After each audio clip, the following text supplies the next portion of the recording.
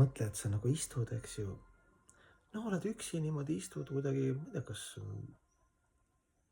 tuju on selline, et sa saad aru, et sa oled täiesti mõttetu, läbi kukkunud. Saad aru, et vanus ei ole ka esimene noorus ja raha võiks rohkem olla, tervis võiks parem olla, suhted võiksid parem olla. No neid asju nagu mõtled, no tavalised inimesed on tõusud ja mõõnad ja kõik läbivad, eks ju, neid etappe. Midagi uut seal ei ole. Ja siis järsku on nagu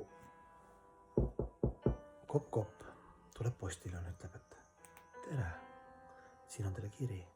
Mis sa saad kirjas on: tere, olen su kauge sugulane, kuna mul sugulasi ei ole, ma elan Kanadast, kallid kodu eestlased.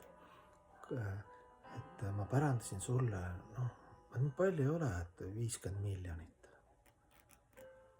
Ja sa oled niimoodi nagu, no sa nagu ei teadnud, aga järsku 50 miljonit, sinu sugulane, vana kuskilt. Ja sinu päev muutub, elu muutub huvitavaks, eks ju, nii edasi.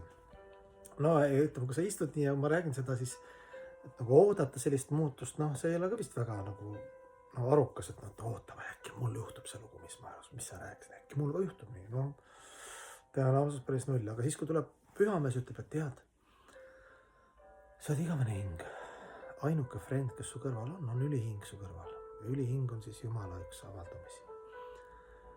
Ja sa oled lahutamatu osake niivõrd vingest seiklusest, armastust täis olevast elusolendist, kes on iga hetk saadab sulle nagu mina, eks ju, üritan rääkida pühakirjad, see pühak ütlevad, mina üritan sulle ühendada pühakirjad, palved, eks ju, pühad paigad, templid, jumalused, eks ju, altarid, nii palju kohti on, kus see energia on nagu, kus Jumal nagu laseb ennast natuke lähemale, kuna Jumal on igal pool, aga kuna sa nagu nii tunnetada, siis ta on saatnud palju abivahendeid. Muidu sellist asja ei ole, et Jumal on kuskil kaugel, ta on kuskil kaugel ka oma algsel planeedil, aga kõik on tema osake.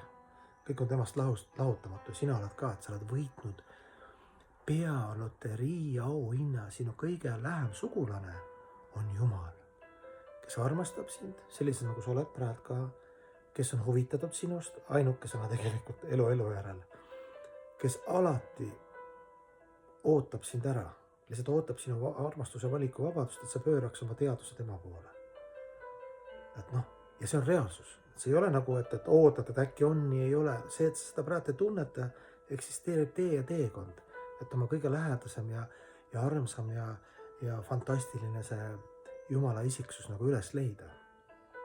Tema on valmis, tema on kohal.